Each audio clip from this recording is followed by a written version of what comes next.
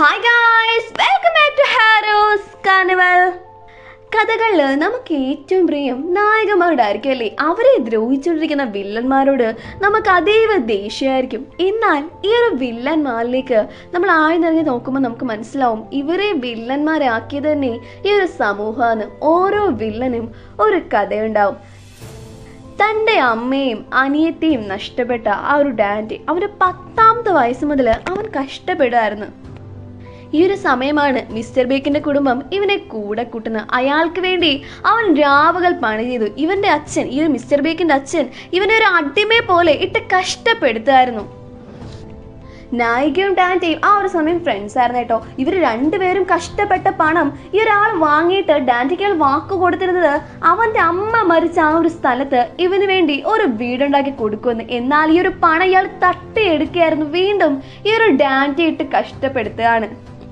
അങ്ങനെ ഒരു രാത്രിയിൽ അവൻ അയാളുടെ വീട്ടിലേക്ക് കയറി ചെല്ലാണ് ഒരു വാളുമായിട്ട്. ഇവനോട് പറയാണ്, എൻ്റെ പണം എന്താ, പ്ലീസ്, ഞാൻ എത്ര കഷ്ടപ്പെട്ടുണ്ടാക്കിയ, നിങ്ങൾ എനിക്ക് വാക്ക് തന്നല്ലേ എന്നൊക്കെ പറഞ്ഞ് ഇവനെ ഒരു പണം ചോദിക്കുന്ന സമയം ഇയാള് ഇവന്റെ കയ്യിൽ നിന്ന് ആ വാൾ തട്ടിപ്പറിച്ചിട്ട് ഇവനെ കളിയാക്കാണ്, പരിഹസിക്കുകയാണ്. പൈസയോ, നിനക്കെന്തിനാ പൈസ, നീ തനിയെ വേണമെങ്കിൽ ഇനിയും കഷ്ടപ്പെട്ടുണ്ടാക്ക് എന്നൊക്കെ പറഞ്ഞ് ഇവനെ പുച്ഛിക്കുകയാണ്. ഇവന്റെ ആ ഒരു പഴകിയ ഷൂസിനെയൊക്കെ ഇയാൾ പരിഹസിക്കുകയാണ്. അന്ന് തൻ്റെ ജീവൻ രക്ഷിക്കാൻ വേണ്ടിയാണ് ഈ ഒരു മിസ്റ്റർ ബേക്കിന്റെ അച്ഛനെ ഡാൻറ്റയെ കൊല്ലുന്നത്. അതെ, അങ്ങനെ സമൂഹമാണ് അവനെ ഒരു ദുഷ്ടനാക്കി മാറ്റിയത്. അപ്പൊ ഈ ഒരു കാര്യങ്ങളെല്ലാം ഡാൻറ്റെ ഇങ്ങനെ ഓർക്കുകയാണ്. ഞാൻ വളരെ കഷ്ടപ്പെട്ടാണ് ഈ ഒരു ഹെറാ പാലസ് പണിതെടുത്തത്, അതെനിക്ക് നഷ്ടപ്പെടുത്താനാവില്ല. ആ ഒരു ലോകനെയും സൂര്യോനെയും ഞാൻ എൻ്റെ കൈകൾ കൊണ്ട് തന്നെ കൊല്ലും, ഇവിടുന്ന് എനിക്ക് രക്ഷപ്പെടണം എന്ന് പറഞ്ഞ് ഇവരിവിടെ കിടന്ന് ബഹളം വെച്ചുകൊണ്ടേ ഇരിക്കുകയാണ്. ശബ്ദം കേട്ട് അവിടുത്തെ ജോലിക്കാരൊക്കെ അങ്ങോട്ട് വരുന്നുണ്ട്. ഡാൻറ്റെ രക്ഷപ്പെടാൻ നോക്കുന്നുണ്ടെങ്കിലും അവന് പറ്റുന്നില്ല. ഇവിടെ എൻബിയോളിനെ കൊണ്ടുപോയെന്ന് പറഞ്ഞാൽ അവളെ മെഡിക്കലി ടെസ്റ്റ് ചെയ്യാൻ വേണ്ടിയാണ് കേട്ടോ. അപ്പോൾ ടെസ്റ്റ് കഴിഞ്ഞപ്പം ഡോക്ടർമാർ പറയുന്നുണ്ട് ഇവള് ആ ഒരു ഡ്രഗ്സ് കഴിച്ചിട്ടില്ല, ഇവക്ക് യാതൊരു പ്രശ്നവും ഇല്ല. അങ്ങനെ ഹായും എൻബിയോൾ ഇപ്പോൾ സംസാരിച്ചുകൊണ്ടിരിക്കുകയാണ്. പിങ്കിന്റെ കയ്യിൽ നിന്ന് ഇത്രയും നാളും വാങ്ങിയൊരു ഗുളികളൊന്നും എൻബിയോൾ കഴിച്ചിട്ടില്ല. ഈ ഒരു ഗുളികൾ എവിടെ എന്ന് ചോദിക്കുന്നുണ്ട്. അപ്പോൾ ഇവള് പറയുന്നത് അവളത് കളഞ്ഞെന്നാ കേട്ടോ. അന്ന് ആ ഒരു ആക്സിഡന്റ് നടന്ന ദിവസത്തെ എല്ലാ കാര്യങ്ങളും എൻബിയോളിന് ഓർമ്മയുണ്ടെന്ന് ഹായ്ക്ക് മനസ്സിലാവുന്നു. എനിക്കറിയാം എൻ്റെ അമ്മ ഒരു ദുഷ്ടയാണെന്ന്, പക്ഷേ എനിക്ക് എൻ്റെ അമ്മയെ ഉപേക്ഷിച്ച് വരാൻ കഴിയില്ല. എൻ്റെ അമ്മ എന്നോടുള്ള സ്നേഹം കൊണ്ടല്ലേ ഇതെല്ലാം ചെയ്തത്. റോനയുടെ അമ്മയുടെ അവസ്ഥയിൽ എനിക്ക് ഒരുപാട് ദുഃഖമുണ്ട്. കാരണം എന്നെ രക്ഷിക്കാൻ ശ്രമിക്കുമ്പോഴല്ലേ അവർ മരിച്ചത്. അച്ഛൻ ഇപ്പോൾ ഉണ്ടാവേണ്ടത് റോനയുടെ കൂടെയാണ്. അവക്കിപ്പം നിങ്ങൾ മാത്രമേ ബാക്കിയുള്ളൂ. അപ്പോൾ എൻബിയോളിന് മറ്റൊരു സത്യം കൂടെ അറിയാം, ഹായുടെ സ്വന്തം മകളാണ് റോനയെന്ന്. ഇവക്കത് മനസ്സിലായത് യൂൻഹെ അവളുടെ ജീവൻ പോലും പണയപ്പെടുത്തി എൻബിയോളിനെ രക്ഷിക്കണമെങ്കിൽ അതിന് എന്തെങ്കിലും ഒരു കാരണം ഉണ്ടാവുമല്ലോ. അത് അത്രയധികം യൂൻഹ ഹായെ സ്നേഹിച്ചിരുന്നു. എൻബിയോൾ പറയുന്നുണ്ട്, എൻ്റെ അമ്മയ്ക്ക് ഇപ്പം ഞാൻ മാത്രമേ ഉള്ളൂ, ഒരിക്കലും എൻ്റെ അമ്മയിട്ടോണ്ട് ഞാൻ വരില്ല എന്ന് പറഞ്ഞുകൊണ്ട് കരഞ്ഞുകൊണ്ട് ഇവൾ ഇവിടുന്ന് പോവാണ്. സ്യോജിനിപ്പോൾ ഒരുവിധം ആ ഒരു ക്ലിനിക്കിൽ നിന്ന് രക്ഷപ്പെട്ട് ഓടുകയാണ് കേട്ടോ. അവൾക്ക് എത്രയും പെട്ടെന്ന് ആ ഒരു ബോർഡ് മീറ്റിംഗ് നടത്തുന്ന സ്ഥലത്ത് എത്തണം. കാരണം എൻബിയോള് അവിടെ തന്നെ കാത്തിരിക്കുകയാണല്ലോ. അങ്ങനെ ഇവൾ ആ ഒരു ഇനാഗുറേഷൻ സെറമണി നടക്കുന്ന ആ ഒരു സ്ഥലത്ത് എത്തുമ്പം അവിടെ ആരുമില്ല, ആകെ അലങ്കോലമായിട്ട് കിടക്കുകയാണ്. പക്ഷേ അവിടെ ഒരു ചെയറിൽ ഒരാൾ ഇരിപ്പുണ്ട് കേട്ടോ. അയാൾ പെട്ടെന്ന് തിരിയാണ്, അത് ലോകനായിരുന്നു. ലോകനെ കണ്ട് ഇവളാകെ ഞെട്ടി നിൽക്കാണ്. എൻ്റെ ജീവൻ രക്ഷപ്പെടുത്തിയിട്ട് പിന്നീട് എന്നെ ഒരു മുറിയിൽ ടോർച്ചർ ചെയ്തോണ്ടിരുന്നത് നിങ്ങളാന്ന് എനിക്കറിയില്ലായിരുന്നു എന്ന് ലോകൻ പറയുമ്പോൾ സ്യോജൻ പറയുന്നു, അല്ല ഞാനല്ല, സുരനാണോ നിന്നോട് ഇതൊക്കെ പറഞ്ഞ്? അവള് കള്ളത്തരങ്ങൾ ഉണ്ടാക്കി പറയുന്നയാ, അവളാണ് നിന്നോട് അതൊക്കെ ചെയ്ത്. ഈ ഒരു സമയം ആ ഒരു വാതിൽ വരുന്ന് നമ്മുടെ സൂര്യോൻ വരുന്നുണ്ട് കേട്ടോ. ഇപ്പൊ ഇവക്ക് മനസ്സിലായി സൂര്യോനും ലോകനും കൂടി എല്ലാം പ്ലാൻ ചെയ്ത് നടത്തുന്നതാണ്. ലോകം പറയുന്നു, അന്ന് ഞാൻ കണ്ടതാണ് നീ എൻ്റെ ദേഹത്തേക്ക് ആ ഒരു വിഷം കുത്തിവെക്കുന്നത്. അന്ന് ഹായാണ് എന്നെ രക്ഷിച്ചു. ഈ ഒരു സമയം തന്നെ ആ ഒരു വാതിൽ തുറന്ന് ഹായും വരുന്നുണ്ട് കേട്ടോ. ഷോങ്ങ കൺസ്ട്രക്ഷന് വേണ്ടി ഇവർ വെച്ചിരുന്ന ഡീല് ക്യാൻസൽ ആയാലോ. അത് ശരിക്കും ലോകന് വേണ്ടി ആയിരുന്നല്ലോ അലക്സ് ചെയ്തിരുന്നത്. അപ്പൊ ഈ ഒരു ഡീല് ക്യാൻസൽ ആവാൻ തന്നെ കാരണം സ്യോജനാണ്. കാരണം ഇവരുടെ ഡീലിൽ പ്രത്യേകം പറഞ്ഞിട്ടുണ്ടായിരുന്നല്ലോ, ക്രൈംസ് ഒന്നും സ്യോജന്റെ പേരിൽ റിപ്പോർട്ട് ചെയ്യാൻ പാടില്ല. അതുകൊണ്ട് തന്നെ ഇവള് പെനാൽറ്റി അടച്ചേ പറ്റത്തുള്ളൂ. സ്യോജനെ ഷോങ്ങ ബോർഡ് മീറ്റിലെ അംഗങ്ങളിൽ നിന്ന് ഡിസ്മസ് ആക്കിയിട്ടുണ്ടോ. നീ എന്തായാലും പേടിക്കണ്ട, എന്തായാലും നിന്റെ കമ്പനി എല്ലാം പൊട്ടി പാളീസായില്ലേ. ഷോങ്ങ ആർട്സ് 20% യൂൻഹ അന്ന് വാങ്ങിയത് ലോകന്റെ പേരിലായിരുന്നു കേട്ടോ. യൂൻഹെ മരിച്ചത് കൊണ്ടാണല്ലോ അടുത്തതായിട്ടുള്ള സ്യോജൻ അത് കിട്ടിയത്. അപ്പം ഇതിന്റെ ശരിക്കുള്ള ഓണർ ഇപ്പൊ വന്നല്ലോ, അതുകൊണ്ട് തന്നെ ലോഗൻ ആ ഒരു ഷോങ്ങ ആർട്ട് സെന്റർ എടുക്കാന്ന് ഇവളോട് പറയുന്നുണ്ട്. ഇതെല്ലാം കേട്ട് സ്യോജൻ ബഹളം നോക്കുന്നത്, ഇല്ല എന്നെ തകർക്കാൻ നിങ്ങൾ ശ്രമിക്കണ്ട, ഞാൻ വളരെ കഷ്ടപ്പെട്ടാണ് ഈ ഒരു ഷോങ്ങ ഫൗണ്ടേഷനിലേക്ക് എത്തിയത് തന്നെ, ഇത് തകർക്കാൻ ഞാൻ ആരെ അനുവദിക്കില്ല എന്ന് പറഞ്ഞ് ഇവൾ അവിടെ നിന്ന് ഇറങ്ങാൻ നോക്കുന്ന സമയമാണ് അങ്ങോട്ടേക്ക് പലിശക്കാരെല്ലാം കൂടെ കയറി വരുന്നത്. ഡാൻജെ ഇവരുടെ കയ്യിൽ നിന്നായിരുന്നല്ലോ പണം വാങ്ങിയത്, അപ്പൊ അവൻ തിരിച്ചു കൊടുത്തിട്ടില്ല, അവനാണെങ്കിൽ മിസ്സിങ്ങുമാണ്. അതുകൊണ്ട് അവന്റെ ഭാര്യയായിട്ടുള്ള സ്യോജിനെ കാണാൻ വേണ്ടിയാണ് ഇവർ വന്നേക്കുന്നത്. അപ്പം ഇവയാള് ഡാൻജെ ഇവർക്ക് ഒപ്പിട്ട് കൊടുത്തതിനകത്ത് ഗ്യാരണ്ടർ ആയിട്ട് സ്യോജിന്റെ സീലായിരുന്നു കേട്ടോ ഡാൻജെ പതിപ്പിച്ചിരുന്നത്. അതുകൊണ്ട് ഇവരെ സ്യോജിനെ ഇനി വേട്ടയാടിക്കൊണ്ടേയിരിക്കും. സ്യോജിന് ആ ഒരു പലിശക്കാരെയൊക്കെ തള്ളി മാറ്റി അങ്ങോട്ടേക്ക് പോകുമ്പോൾ പോലീസുകാരും ഇവിടെ എടുത്തിട്ട് വരുന്നുണ്ട്. ഡാൻജെ മിസ്സിംഗ് ആണല്ലോ, അതുകൊണ്ട് അവന്റെ ഭാര്യയായിട്ടുള്ള സ്യോജനെ ഇവർക്ക് ചോദ്യം ചെയ്യണം, അവളെ അവിടുന്ന് പിടിച്ചോണ്ട് പോവാണ്. അങ്ങനെ പെൻ ഹൗസില് സുറിയോനും അതുപോലെ മിസ്സിസ് ക്യാങ്ങും അതുപോലെ ആ ഒരു റിച്ച് ലേഡിയൊക്കെ ഇങ്ങനെ സംസാരിച്ചോണ്ടിരിക്കുകയാണ്. അപ്പൊ സുറിയോനോട് നന്ദി പറയുന്നുണ്ട് കേട്ടോ. അപ്പം റിച്ച് ലേഡി പറയുന്നുണ്ട്, എന്റെ ജീവൻ രക്ഷിച്ച ഇവക്ക് വേണ്ടി ഞാൻ എന്തെങ്കിലുമൊക്കെ ചെയ്യണ്ടേ. മിസ്സിസ് ക്യാങ്ങരോട് പറയുന്നുണ്ട്, ഉറപ്പായും ഞാൻ നിങ്ങളെ ഡിന്നറിന് വിളിക്കുന്നുണ്ട് കേട്ടോ. അപ്പൊ ഈ ഒരു ലേഡി പറയുന്നുണ്ട്, ആദ്യം നീ നിന്റെ ഭർത്താവിന്റെ കാര്യം നോക്ക്. നമ്മുടെ ഡോങ്പിലാണെങ്കിൽ ഡാൻറ്റയുടെ കൂടി ആ ഒരു യൂൻഹയുടെ ബോഡി ഇവനാണ് ഡിസ്പോസ് ചെയ്തതെന്ന് പോലീസുകാർക്ക് മുമ്പിൽ സമ്മതിച്ചായിരുന്നു കേട്ടോ. അതുകൊണ്ട് തന്നെ ഇവന് എതിരെ കേസുണ്ട്. അവനെ അവിടുന്ന് പുറത്തിറക്കാൻ വേണ്ട കാര്യങ്ങളൊക്കെ ഈ ഒരു റിച്ച് ലേഡി ചെയ്യുന്നുണ്ട് കേട്ടോ. സ്യോജിന്റെ വീടൊക്കെ സേസ് ചെയ്തേക്കാണ്. ആ ഒരു പലിശക്കാരെല്ലാം സ്യോജിന്റെ വീട്ടിൽ വന്ന് കൈ കെട്ടിയതൊക്കെ അവിടുന്ന് വാരി കൂടുന്നുണ്ട് കേട്ടോ.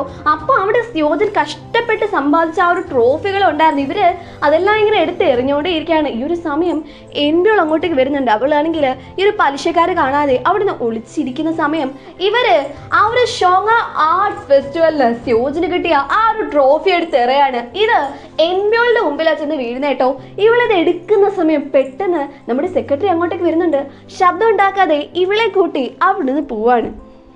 സ്യോജിനെ പോലീസുകാര് ഇങ്ങനെ ചോദ്യം ചെയ്തുകൊണ്ടേ ഇരിക്കുകയാണ്. യൂൻഹയുടെ മരണത്തില് സ്യോജനും പങ്കുണ്ട് എന്നൊക്കെയാണ് ഇവര് ചോദ്യം ചോദിക്കണേ. എവിടെയാണ് ഡാൻജെ, നിങ്ങളല്ലേ അവനെ ഒളിപ്പിച്ചു വെച്ചേക്കുന്നത് എന്നൊക്കെ എന്നെ ചോദ്യം ചെയ്തുകൊണ്ടേ ഇരിക്കണം. ഇപ്പൊ ഇവര് പറയുന്നത്, എനിക്കറിയില്ല, ഞങ്ങൾ തമ്മിലുള്ള ഡിവോഴ്സിനൊക്കെ ഞങ്ങൾ ഓൾറെഡി ഫയൽ ചെയ്തതാണ്, എനിക്കും അവരും തമ്മിൽ യാതൊരു ബന്ധവും ഇല്ല.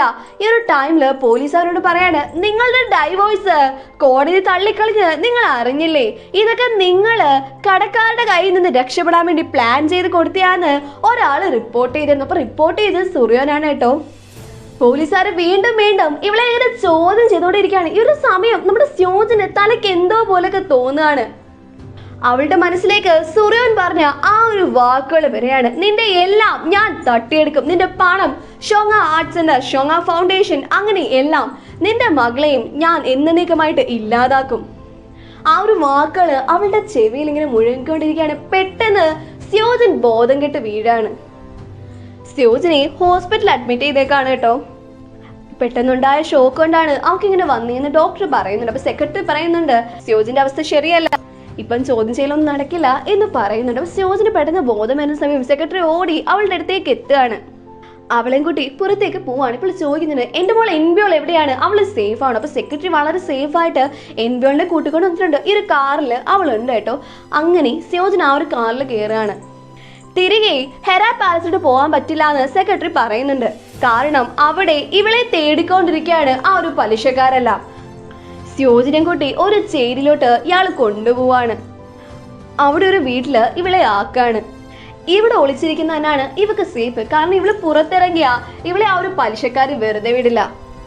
ഇയാളുടെ അക്കൗണ്ടും ഉടൻ തന്നെ ഫ്രീസ് ആവും. അതിനു മുമ്പേ ഇയാൾ സംഘടിപ്പിച്ച കുറച്ച് പണം ഇവളെ ഏൽപ്പിക്കാണ്. നിങ്ങളിത് വെച്ചോളൂ മാഡം, എൻബിയോളിനെ ഞാൻ സേഫായിട്ട് ഒരു സ്ഥലത്ത് കൊണ്ടാക്കിയിട്ടുണ്ട്, നിങ്ങൾ ഒരുമിച്ച് നിൽക്കുന്നത് ഒരിക്കലും സേഫ് അല്ല, പെട്ടെന്ന് പിടിക്കപ്പെടും എന്ന് പറഞ്ഞ് ഈ ഒരു സെക്രട്ടറി പോവാൻ കേട്ടോ.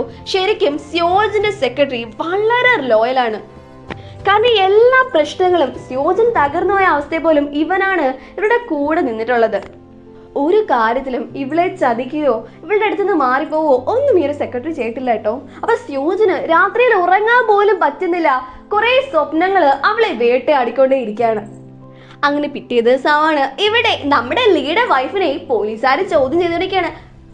ലീയുടെ വൈഫ് പറയുന്നുണ്ട്, അല്ല എനിക്കൊന്നും അറിയത്തില്ല, 500 ബില്യൺ ഞാനങ്ങ് മോഷ്ടിച്ചിട്ടില്ല, എനിക്കിതുമായിട്ട് യാതൊരു ബന്ധവും ഇല്ല, എന്റെ ഭർത്താവ് ലിയായിരിക്കും ഇതൊക്കെ ചെയ്യുന്നേ എന്ന് പറയുന്ന ഈ ഒരു സമയം തന്നെയാണ് നമ്മുടെ ലിയയെ പോലീസുകാർ അങ്ങോട്ട് കൊണ്ടുവരുന്ന കേട്ടോ.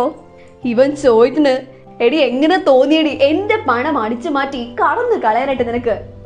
ഞാൻ നിനക്ക് വേണ്ടി ഒരു വീട് വരെ വാങ്ങിയിട്ടില്ലേടി, ഇനി ഒന്നും നോക്കണ്ട, നമുക്ക് ഡൈവോഴ്സ് ചെയ്യാം എന്ന് പറഞ്ഞ് രണ്ടുപേരും വഴക്കിട്ടോണ്ടിരിക്കുകയാണ്. ഇപ്പൊ ഇവിടെ മിൻഹയ്ക്ക് നിൽപ്പോണ്ട് കേട്ടോ. അപ്പൊ ലിയാണെങ്കിൽ മിൻഹയ്ക്കിന്റെ അടുത്തോട്ട് ചെന്ന് പറയുന്നുണ്ട്, മോനെ ഞങ്ങൾ ഡൈവോഴ്സ് ചെയ്യാണ്, ഉറപ്പായിട്ട് നീ എന്റെ കൂടെ തന്നെയല്ലേ? നീ എന്റെ കൂടെ തന്നെയാന്ന് എനിക്ക് അറിയാൻ കേട്ടോ. അപ്പൊ ലീഡ് അപ്പം പെട്ടെന്ന് ഇവരെ കൈക്കറി പിടിച്ചിട്ട്, താൻ പോടോ, അവൻ എന്റെ മോൻ, അവൻ എന്റെ കൂടെ ആയിരിക്കും. മിൻഹക്ക് ഇവരുടെ രണ്ടുപേരുടെ കയ്യിൽ നിന്ന് അവരുടെ കൈ പിടിച്ചിട്ട് പറയാണ്, ഞാൻ നിങ്ങളുടെ രണ്ടുപേരുടെ കൂടെയും വരുന്നില്ല, ഞാൻ ഒറ്റയ്ക്ക് ജീവിച്ചോളാം, അത് തന്നെ എനിക്ക് നല്ലതെന്ന് പറഞ്ഞ് ഇവനോടൊന്ന് പോവാണ്. സ്യൂസിനാണെങ്കിൽ ഇവിടെ അവളുടെ ഓർണമെന്റ്സ് എല്ലാം ഊരി ഒരു ബോക്സിൽ നിന്ന് വെക്കാണ്. അപ്പൊ ഇതെല്ലാം വിൽക്കണം. ഈ ഒരു വിറ്റ പണം കൊണ്ട് എൻ്റെ മോൾ എംബ്യോളെ എത്രയും പെട്ടെന്ന് എനിക്ക് വിദേശത്തേക്ക് അയച്ചേ പറ്റൂ. അതിനു മുമ്പ് ആ ഒരു ഷോങ്ങ ഫൗണ്ടേഷൻ എനിക്ക് തിരികെ എടുക്കണം, അതിന് എൻ്റെ മോളുടെ സഹായം എനിക്ക് വേണം എന്ന് പറഞ്ഞൊരു ബോക്സ് എടുത്ത് അവളിങ്ങനെ പോവാണ് കേട്ടോ.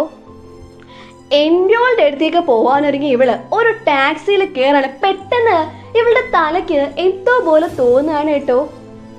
അപ്പൊ ഈ ഒരു ടാക്സി ഡ്രൈവർ ഇവളോട് ചോദിക്കുന്നുണ്ട്, എങ്ങോട്ടേക്കാണ് നിങ്ങൾക്ക് പോകേണ്ടത്? അപ്പൊ ബോധമില്ലാതെ ഇവള് പറയാണ് ഹെറ പാലസിലേക്ക്. അങ്ങനെ ഇവള് ഹെറ പാലസിൽ എത്താണ്. ഇവള് ചെല്ലുന്നത് ഇവളുടെ വീട്ടിലാണ്. അവളിങ്ങനെ വിളിക്കുകയാണ്, മോളെ എംബ്യോളെ എംബ്യോളെ എന്നൊക്കെ വിളിക്കുകയാണ്.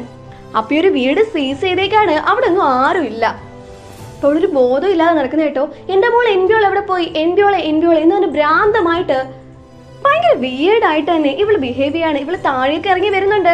ആ ഒരു ഹെരാ പ്രതിമയുടെ ചുറ്റുമൊക്കെ ഇവളിങ്ങനെ നടക്കാണ്. അപ്പൊ എല്ലാ ആളുകളും ഇവളെ നോക്കുന്നുണ്ട്, ഈ പെണ്ണുപിള്ള എന്ത് കാണിക്കുന്നേ? ഇവളാണെങ്കിൽ മോളെ എംബ്യോളെ നീ എവിടാ എന്നൊക്കെ പറഞ്ഞ് കൊച്ചു കുട്ടികളെ പോലെ ബിഹേവ് ചെയ്യാണ്. ആ ഒരു ഫൗണ്ടൈനിലൊക്കെ ഇവള് ഇറങ്ങുന്നുണ്ട് കേട്ടോ.